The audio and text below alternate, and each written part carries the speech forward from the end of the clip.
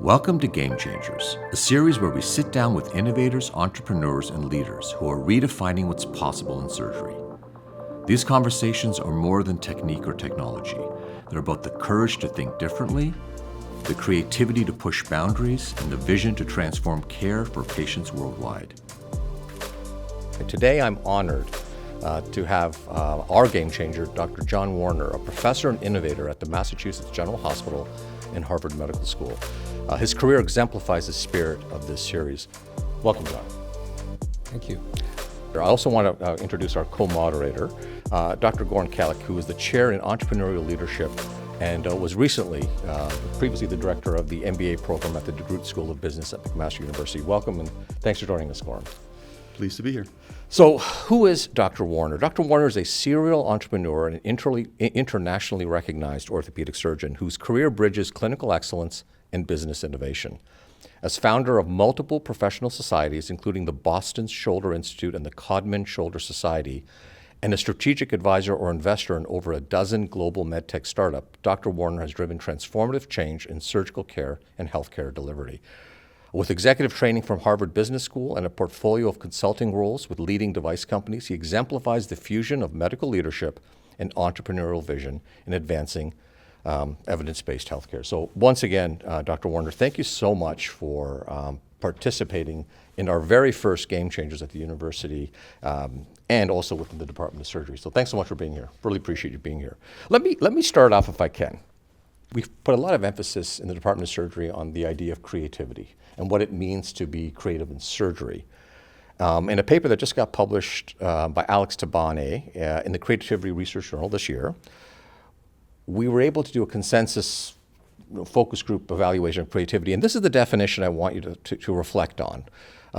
Creativity is, in this case, the generation of novel and useful products, ideas, and solutions to unsolved surgical problems or problems others have solved differently.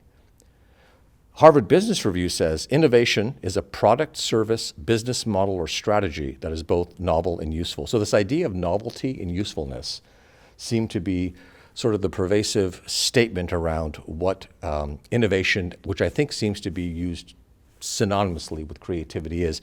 What's your take on this word jargon, this word salad that we're using a lot of, and everyone's talking about being innovative, everyone's talking at least about wanting to aspire to be creative? Sure, well, thank you. So I think some of the definitions depend on the brand that you're speaking from. And your context has to do with your confirmation bias for where you work and what message you want to give about your brand. If you Google innovation, you'll find, a billion posts on what innovation is and what it means to people. Probably one of the best authors on this is Thomas Krummel from Stanford's medical school, who was the founder of a biodesign center. And I've in the document I sent to you, I quote a lot of what he says. And I want to qualify in saying that almost nothing I'm going to tell you is original. I'm just a student. And so I'm going to recount to you what I've synthesized from what I've learned from others. Maybe that would be original, but it's put together with bricks and parts and pieces, building the wall of knowledge that I think I may have, that largely came from others. But when it comes to innovation, I think the single most important thing is what is the problem you see that you are solving? And if we're doctors or surgeons for that matter, what problem needs to be solved? And every day we go to the operating room and individually solve these problems, innovating in the operating room. Even if we follow an approach, each patient's different. And the greatest surgeons I've ever known, to name a few, Jesse Jupiter in hand surgery, Reinhold Gans as a hip surgeon, Bassem El-Hassan, who is my successor, who is a brilliant innovator in terms of tendon transfers and reanimating the upper extremity. They look at each individual problem and they have a solution. And that's innovating without scaling. That's innovating each day in the operating room based on what you have learned to solve a particular problem. And from that can come something sometimes that you can scale. It may be that you recognize patterns and then that recognition leads to an innovation that may or may not have a monetary endpoint, or it may simply be an innovation that improves the ability of your peers or colleagues to solve a problem you've now figured out how to solve. The problem with that is the single hardest thing to innovate, or not to scale, I should say, not innovate, to scale, is expertise. And you see it all the time because of all the articles that are written about failure rates and everything else, and how somebody invents an operation and it works better for that person than anybody else because everybody else is on a learning curve. So that's part of the innovation if you're a surgeon. So thinking small that way then allows you to think bigger in scaling, because the key to an innovation that allows you to become an entrepreneur, with or without money, you can be an intellectual entrepreneur. The key is being able to identify problems that need a solution, being able to see things that other people don't see, and not giving into the, well, that's good enough kind of a mindset, which is a lot of what we do. And that requires being different. And Michael Porter said, you know, Michael Porter is a famous economist at Harvard Business School and a mentor of mine. He said, if you really want to succeed in business, be different. But being different generally leads to ridicule. It leads to questions about you, and it's not part of the general culture in which we work in as surgeons. Sorry, a long-winded answer, but it's a difficult topic when you're talking about innovation. Right, and that's so much the challenge, right? So you have, you've got a number of resident trainees in various levels of training, and the first thing you do is you do a review of the literature and classical healthcare research, surgical research, and you look for incremental advances. But the minute you say, I'm going to take on a moonshot idea, or I'm going to take on something very different where there doesn't seem to be a lot of evidence for prior art, it's hard to get funded. It's near impossible to get funded because there's a cog, right? The large funding bodies are, the wealthier get even more wealthier, and those who are successful get even more successful. But how do you get that first win? And is it better to be in many ways doing something incremental and then moving out? So the first thing I tell you is that research is not innovation. It may be the foundation for identifying problems for which you may innovate, but it's not in and of itself innovation. And as such, your H index isn't necessarily an indication of how creative you are. We were talking before on the way over here, Einstein would have had an H index of 60, perhaps. Now, that predates modern era where people have literature and everything they can review. But that's number one. Number two is, I quote Warren Buffett. Warren Buffett basically said, it's not a great idea if you're in a boat to check the depth of the water with both feet at the same time. And so for those of you in training, those of you early in your career, what you're doing is you're building your boat. You're building your foundation of knowledge, without which you won't know what needs to be innovated in the first place, what problems exist. If you think you're just going to come out and solve something, you have a great idea, it's generally naive. And the worst businesses I've vetted are ones by really smart people with all sorts of resumes that went to business school that haven't ever done anything or are early in their careers. Context is very, very important, and depth of knowledge and open-mindedness. The last part I would say that's really important, and there are many other things I could add, but that is that it's a team effort. So one person may have a brilliant idea, but that has to be shaped over time by individuals with perspective. And one of the greatest experiences I've ever had in the ventures that I've been part of is understanding I'm not the founder. I'm the catalyst for helping that individual based on my life experience and my perspective, maybe somewhat mentorship for young founders, to pivot that idea, to develop that idea so that it becomes much more effective in terms of the impact it will have as an innovation and potentially as an entrepreneurial endeavor. And you can't do that alone at all. And I think if you realize that, it's very humbling that you have a role to play. Some of you may be brilliant thinkers and innovators, and you become a founder. But I would say you'll be very, very unlikely to be successful without a partner. And there are so many examples of this. If you look at Apple, if you look at Microsoft, there wasn't one guy that did it. It was at least two that started, and then they surrounded themselves with really bright people that had perspectives they didn't have. So, Dr. Warner, I want to pivot here and ask a question about when to take that risk. And I look in the room in front of me here, and I see a lot of potential future surgeons and physicians who invested time and money into a career, and then at some point in time, they might have a chance to jump into entrepreneurship, not with both feet, just with one foot. But I want to give you two perspectives and have you reflect on kind of which one, how you would balance them. There's this one perspective in entrepreneurship, which is there is no plan B. Arnold Schwarzenegger is like very famous for saying this. Like I went to the States, I had no plan B, I had a plan A, and it's the all-in mentality. Very famous, right? Then there's the other mentality, which is sometimes called hybrid entrepreneurship. And we've done research on this. It tends to work sometimes, and it's this idea of and even non-academically, Peter Thiel talks about this idea of you'd rather be the 100th, co-founder or employee at Google than the founder of your own company, right? So, how do students or future entrepreneurs choose? Do I go all in? Do I go hybrid? Do I work for somebody else as the 100th entrepreneur or advisor, or do I do my own thing? So, how do you balance these choices and these risks? There's so many ways to answer this. I think, let me give you some basis for exploring this question yourself. I can answer this from the viewpoint of Clayton Christensen, who wrote a wonderful book and has a wonderful article entitled The Innovator's DNA.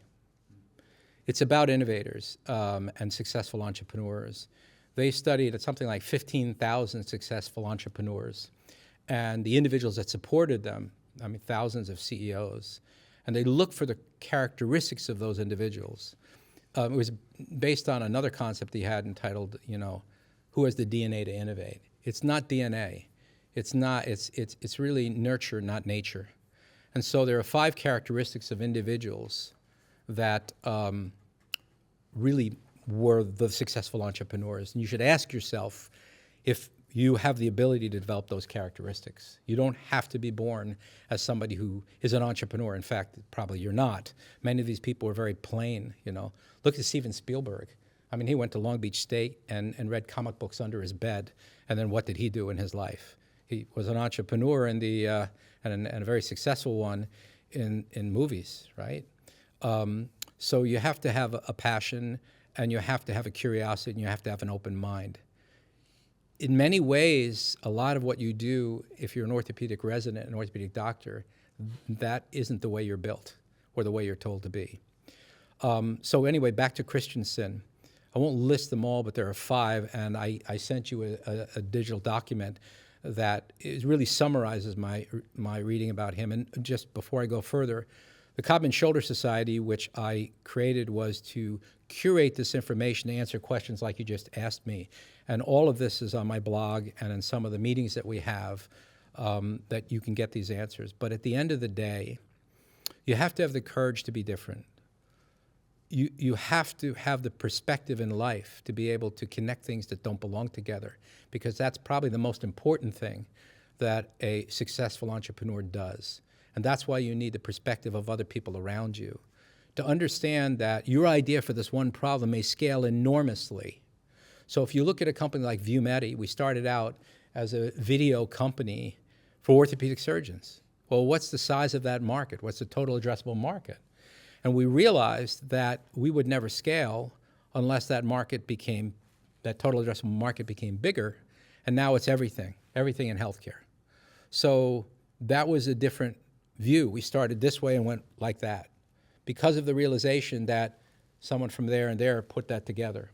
So that's very difficult to do. You need perspective in life. You can't do that early on in your career. And even though the founder of Biomedical was a young guy at the time, just graduated from Berkeley as an engineer, I was lucky enough to meet him off the bat and to be his mentor.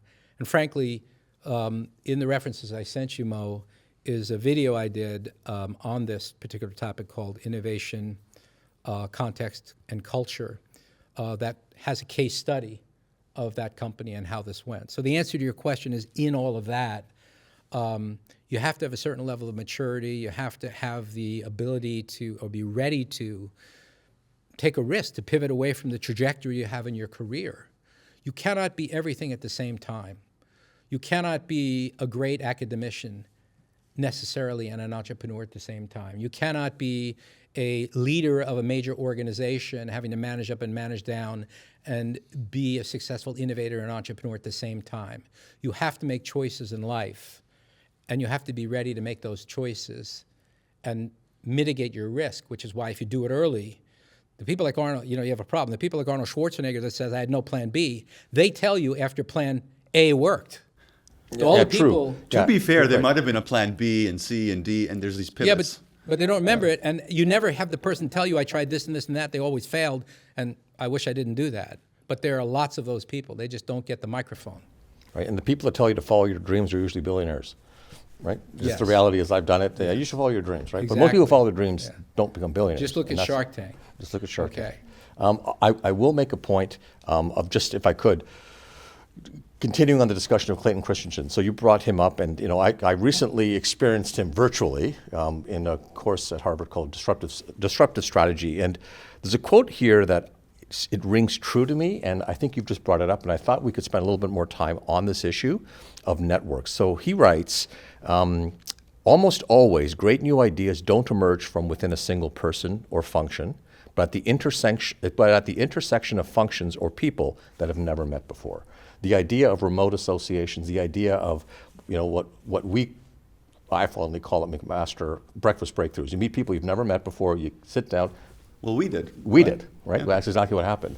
And it's through these remote associations and these high value, I won't say networks, high value networks. And maybe can you speak to just your history with high value networks and the importance of networks, particularly people who aren't in your circle of influence? So a few things there. I think it really comes down, and in my particular case, is I actually found I really enjoy being uncomfortable with what I don't know. When I get comfortable, then I want to do something else to challenge myself to get uncomfortable, which is why I went to business school in the executive program later in my career. The trajectory of my career in this regard was different than what many people think. The other thing is, you see it all the time. Some of the greatest experiences you have and the most meaningful connections you make are outside the meeting, not in the meeting. And those people that you talk to at coffee break or afterwards, those are the breakthrough moments. Not standing at the microphone and debating someone or listening to someone or whatever. It's what you do with that after the fact. And why am I here? Why am I not that engaged in everything happening at my organization, which is undergoing an enormous merger now and giving out titles? I'm giving away titles. I've done that. And the reality is, it's much more fulfilling to be uncomfortable, learning things from people outside the sphere of where I live, which is why I went to business school in the first place. And the business school that I went to, the program I went to, 55% of my classmates were international. I learned about fintech, retail, et cetera. I didn't want to just learn about healthcare. And you just talked about the network. My network is unbelievably bigger than what it was before. And when you become an orthopedic surgeon and a specialist like me, you narrow your viewpoint. It's like fish swimming in the ocean in one school in one level of the ocean. Now, all of a sudden, the rest of the ocean is there. And I get to put in perspective what I do to things that might be similar that have solved problems outside of healthcare. And then I just have to reconcile that with the reality of the healthcare environment in which I'm in. I never would have had this perspective if I didn't take a chance on being uncomfortable learning finance and accounting and being put in circumstances where I'm with people that knew much more than I knew. And that wouldn't have happened if I just stayed in my own organization and just kept moving vertically upward, getting titles and going to meetings all the time. So that's kind of my overall answer, and it's been extremely fulfilling. And for me, I told my chairman the other day when I had dinner with him, I said, that's my oxygen. I do this for the passion and the purpose and the excitement of the journey, not the destination. The destination's an affirmation. The journey is what keeps you young. I want to follow up with this idea of being uncomfortable. A successful surgeon, went into venture, started a number of firms, went into business school, lectured at business school at Harvard. And so you've done a number of these things, a number of very important pivots. And I want to talk to you about following your dream. Okay, I lectured at business school. I get asked by students, what should I do? Okay. And again, the students here, their dream is to be a physician, to be a surgeon. That dream may die, and they may have a new dream. So what is your advice to somebody young starting out who is following their dream, and then at some point in their life, they're like, this is now just a job. This isn't what I thought it would be. Has that maybe you can reflect on your own story? Has that happened? Did it happen retroactively, where you realized it after you made the switch? Was it before the switch and you were looking?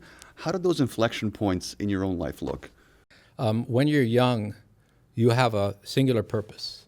You don't realize that life is a series of passages. How you feel about things is colored by your experiences. When you become a parent, you understand it's not about you.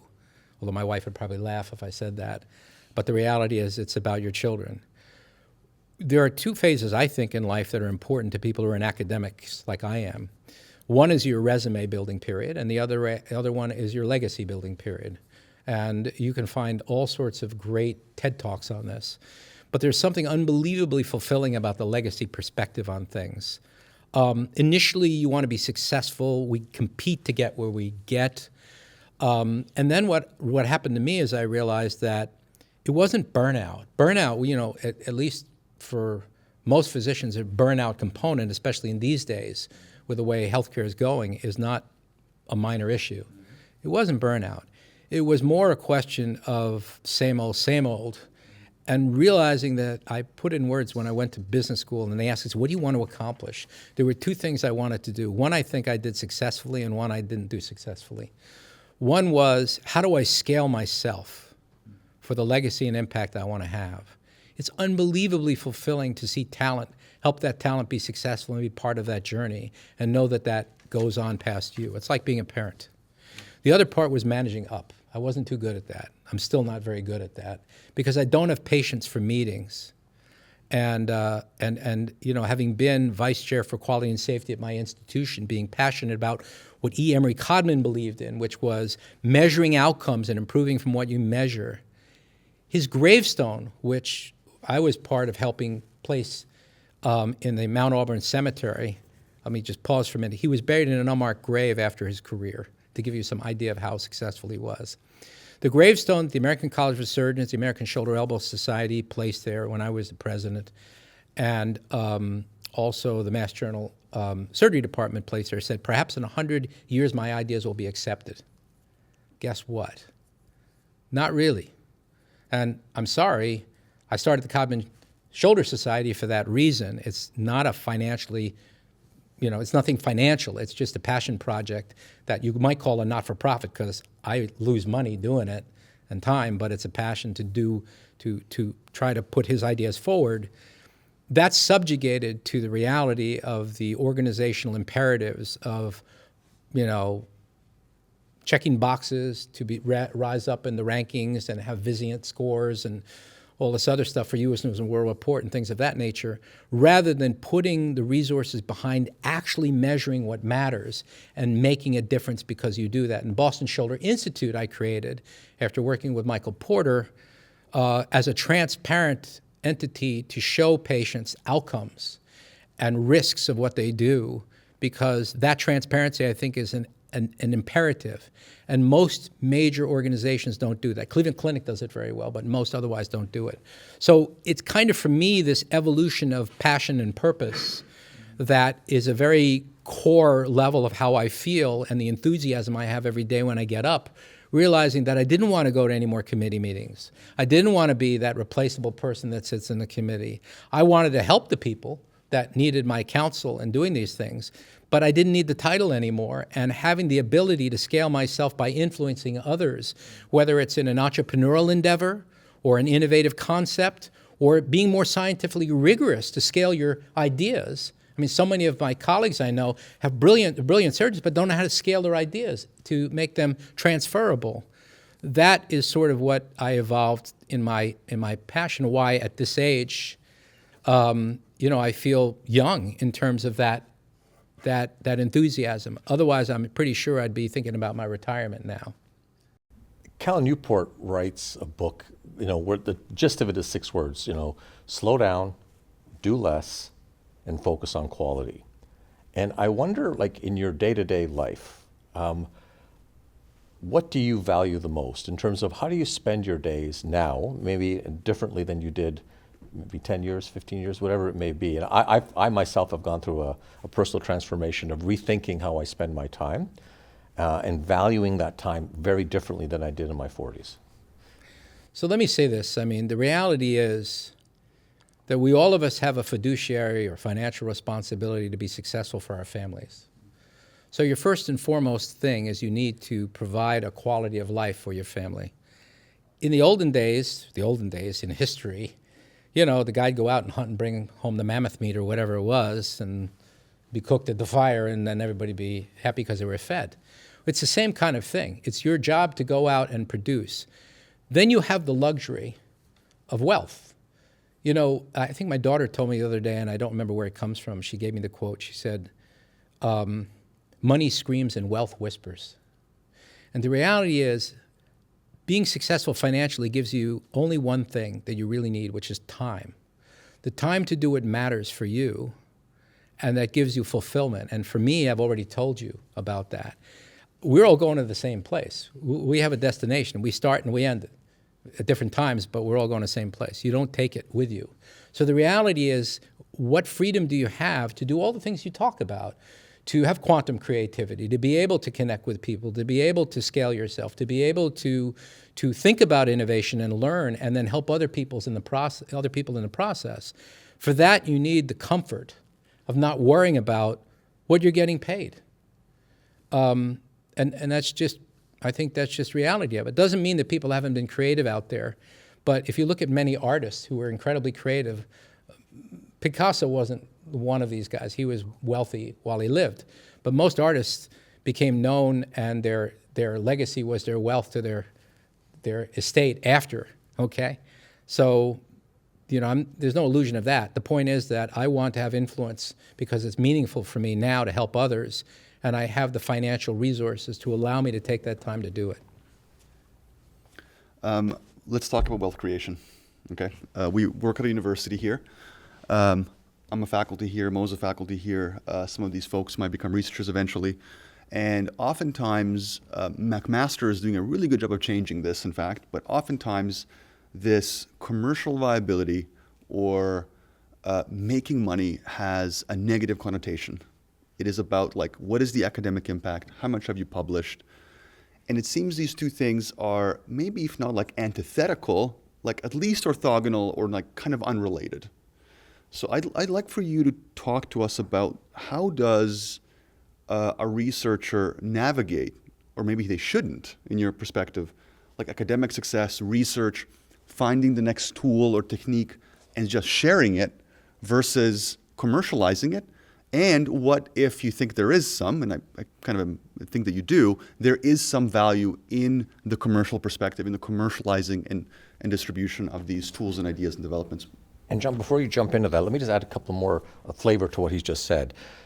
You mentioned Warren Buffett. Well, Warren Buffett's longtime partner, Charlie Munger, the late Charlie Munger, said, "Show me the incentive and I'll show you the outcome."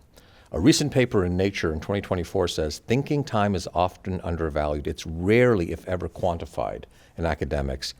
And we have a new president at the university. And she says, I want to get back to the university's traditions, bold creativity, innovation, and impact, with a real focus, I believe, on building entrepreneurship. Here we are today, you know, in the Marnix E. Heersink School of Biomedical Innovation and Entrepreneurship. So further to the point that Gordon just brought, how do we cultivate this and how do you make those decisions? Gosh, you know, there's so many things bouncing around in my head right now, and you threw from both sides at me. Let me just start with a few things, and then I'm sure I'm going to, at this stage, my older mind doesn't remember, you know, short-term brilliant thoughts. I have to write things down all the time. But the point is that, let me just give you my perspective. Right now, I work in an organization that has a razor-thin margin and a multi-billion-dollar operating revenue. And our comp plans have been changed as we're going through this merger. Everything is about RVU is king, relative value units. Work, RVUs, dollars per RVU, et cetera. It eclipses your value, the time you take to be creative and do these other things, detract from your time to be productive. I don't care what the organization says. We value this, we value that. We had a whole webinar you can see on Codman Shoulder Society about a year or two ago on financial relationships between doctors and their hospitals, okay? You know, we talked about this just moments ago, which is why I remember it. An organization may want behavior A, but incentivize for behavior B, and not understand why they're getting B, not A. That's right. Yeah. All right? That's the world we live in. That's healthcare right now. The top 5 priorities, I won't tell you all of them, but 2 of them are patient access, which is volume, revenue, and cost containment. Neither of those is consistent with innovation and entrepreneurism.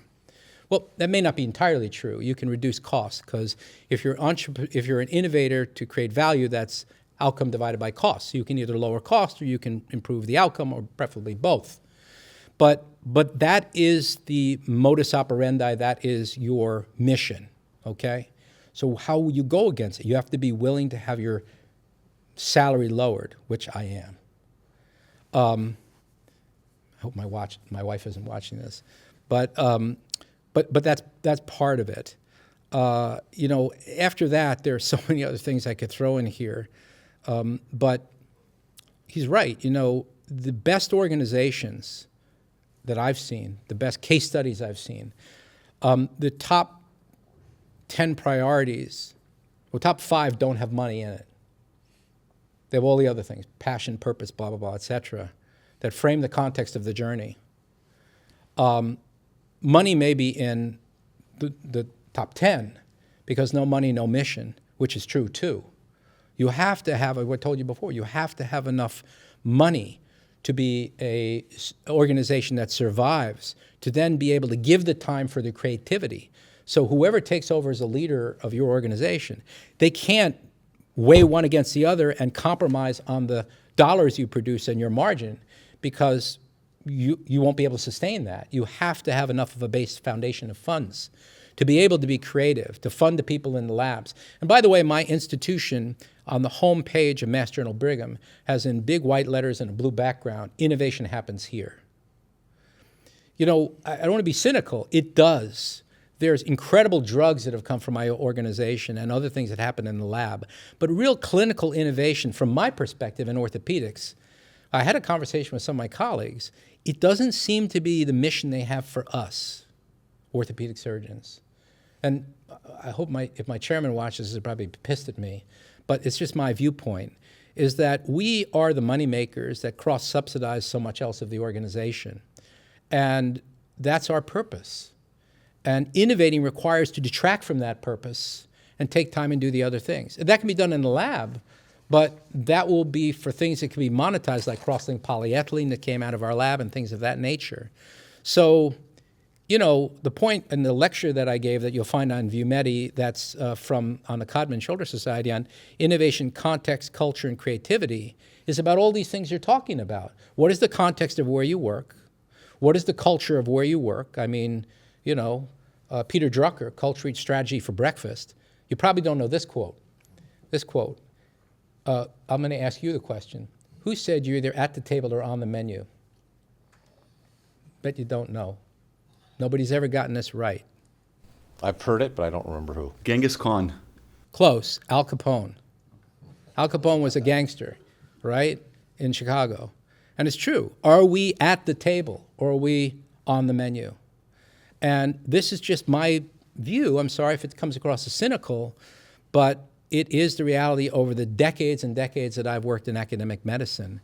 And the culture shifted somewhat because of the financial pressures and other things that are playing a role.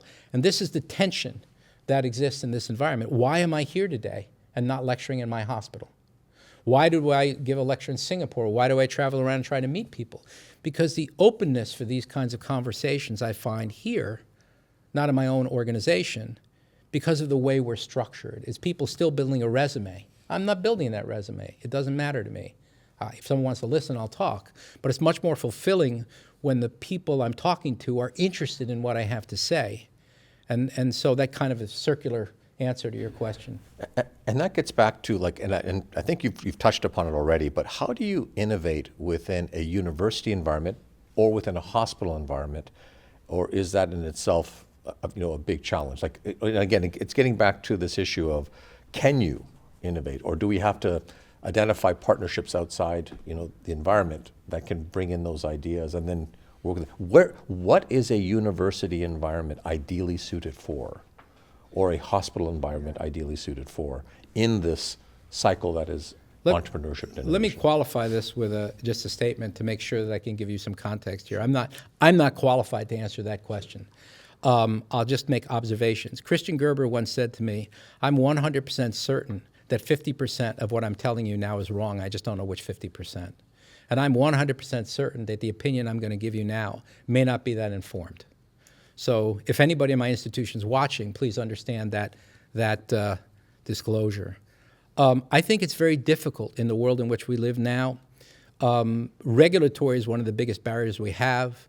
The Office for Interactions with Industry is an unbelievably complicated entity in my organization. It's very difficult to do what I do, which I have to run through them, which I do to get permission. For reasons that are unclear to me, people have to sign off on what I'm doing who have no idea what the hell I'm doing or what value it might have. And so that's my particular perspective. Sometimes I'm jealous of others that have the freedom to do these things because at HSS, for example, Hospital for Special Surgery, I don't think they have that environment. At Mayo, it's even more restrictive. Yet these are incredibly impactful organizations that change the world with innovations, many of which I don't think are necessarily coming from direct clinical activities, but lab activities. And the clinical activities, not surprisingly, scale through industry. And without relationship with industry, which has a responsibility to shareholders to scale something for good or for worse, we don't scale the things that we do. Cross-linked polyethylene is a perfect example. That's changed the lives of everybody who has a joint replacement. That came from the Mass General Hospital. A little caveat, Bill Harris, who was the developer of this and ran a lab, was in private practice. He was not a full-time member of the group. And industry was essential to doing this, though the institution allowed it to happen in its own labs and is now carrying on that work. So it's this paradoxical kind of a blend of regulatory and priorities and mission view, et cetera, that in some instances conflicts with the desire to be creative and in some instances supports it. That is a dilemma. Life is full of paradoxes. And working in an academic medical center and thinking the way I think is one of those that I would disclose to you. I love that point, and I want to take you to a very high level to talk about regulation, safety, and maybe even international differences. And so a lot of my current research is in the nuclear energy sector. And one thing that is unequivocally true is that the United States has become extremely slow at building new nuclear reactors. And this is a wonderful technology from a long time ago that we're just not good at anymore. It takes about 9.5, 10 years to build a large-scale nuclear reactor, which is what we want to do right now. China builds them at about half the speed. Dan Wang has recently, who's a member of the Hoover Institute, written a book called Breakneck about why China is so fast at this. Ezra Klein has talked about abundance, which is this idea of how come we can't in the West build a high-speed train between two cities when China's building them across the country.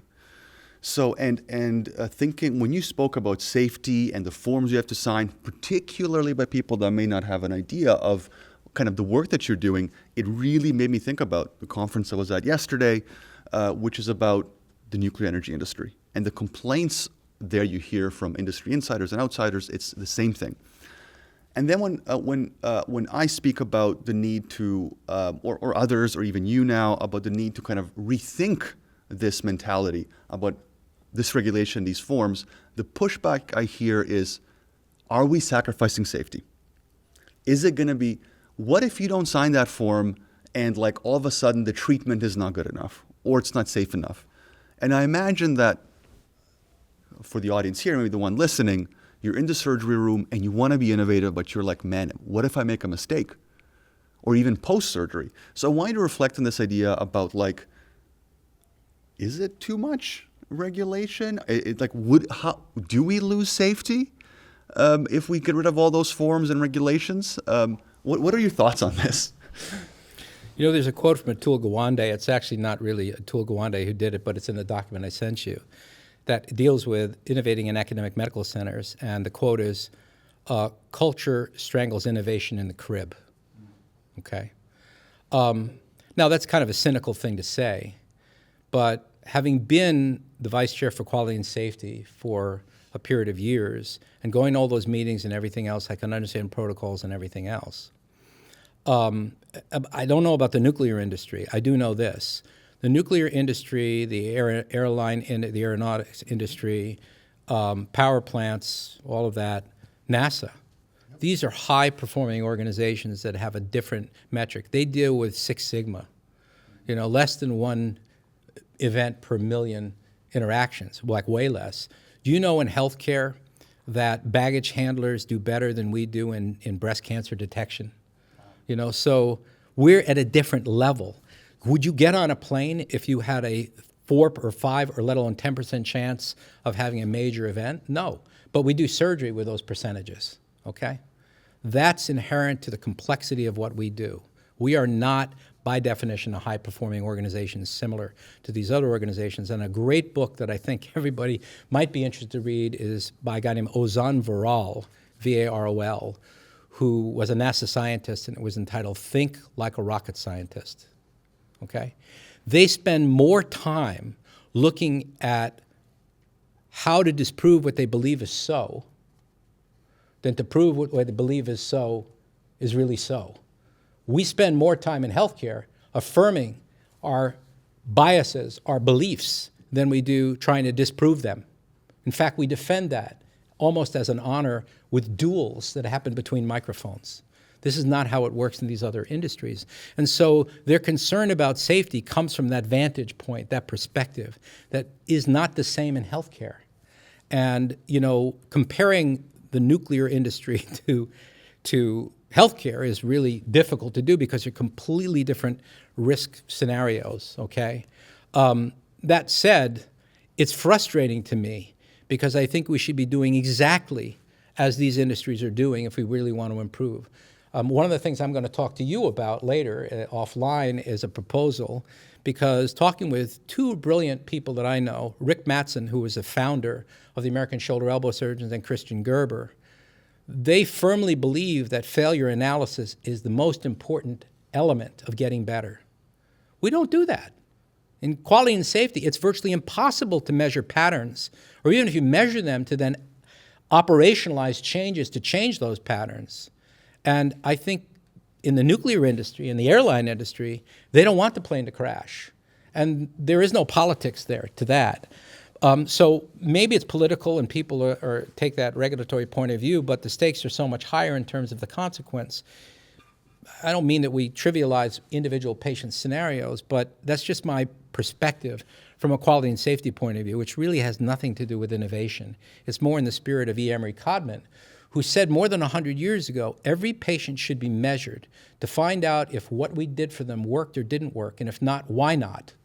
And he even recommended refunding money. In those days, the patients paid themselves, if you didn't solve the patient's problem.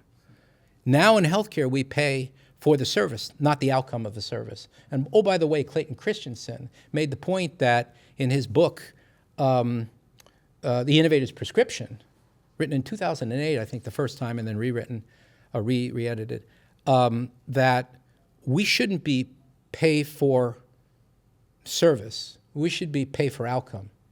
It shouldn't be, RVUs. It shouldn't be fee for service. It should be pay for outcome. Not for everything, of course, but for the routine standard things. There should be the expectation that this works. Maybe not Six Sigma, but that's what you should be paid for. And instead, one of the reasons we're bankrupt, at least becoming bankrupt in episodes of care that are surgical, is because we're paying for all these things that don't work. Clearly don't work, and the evidence behind them, you know better than anyone, is so weak, yet industry is scaling that because of the primary role or goal of innovating something that also creates value for their shareholders. Maybe I'll finish off, if it's okay, with just a question that I think it's on everyone's minds and we're experiencing it. There's a quote, McMaster has many, many historically important advances in history. One being the advent and the founding institution of evidence-based medicine. And in 1990, before 1990, it was different. After 1990 at McMaster, it was very, very different. Professor Gordon Guyatt, who was a distinguished a distinguished professor here at McMaster University. And by the way, we talk about agency. He's about agency, about 300 and something. He's take it or leave it in terms of it. He's a transformational human being at this institution. But it reminds me of a quote that basically says, "Great breakthroughs have come from people that were unreasonable." And here we are right now. And by the way, it's Rick Rubin, if you're looking, American music producer, but he's done a lot of interesting things. But the challenge right now is we're in a world of AI, and AI is taking over. I feel like it's just this absolute fury of interest in AI. Lots of low-hanging fruit. Everyone's involved in AI. Every industry is pivoting to try to figure out how to use artificial intelligence, and we're using all kinds of nomenclature. But Rick Rubin also says that AI is reasonable, but great breakthroughs come from people who are unreasonable. So let's not get too worried about, AI and humanity. What's your take broadly? Boy, you mixed a lot of things together. Before we go further, let me just say, and I told you this before, it was George Bernard Shaw who said, "The reasonable man adapts himself to the world. The unreasonable man adapts the world to himself. Therefore, all progress depends on the unreasonable man." That was long before this person said what he said, but it's sort of recognizing that. You don't have to be an unreasonable person. To get things done, it's based on relationships and trust. That relationships and trust is the formula by which you get collaborations and become successful in innovating something, and then become successful in entrepreneurism. And the lack of those things, those relationships and trust, are a problem if you want to get to that point. So you can't be too unreasonable, okay? Look at Codman. Codman, from what I can tell from his biographers, was kind of an unreasonable guy.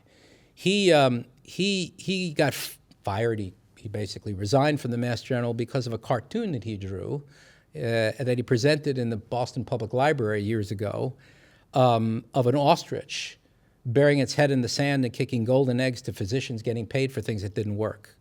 And the board of the directors of the hospital not paying attention, and the president of Harvard on a bridge, on the Longfellow Bridge, looking like a buffoon in the process.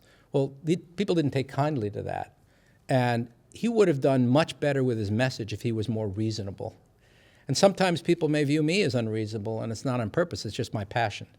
And the reality is, you get nothing done unless you build relationships and you build trust. And so it's partly true that you have to be willing to deal with the naysayers and the negatives.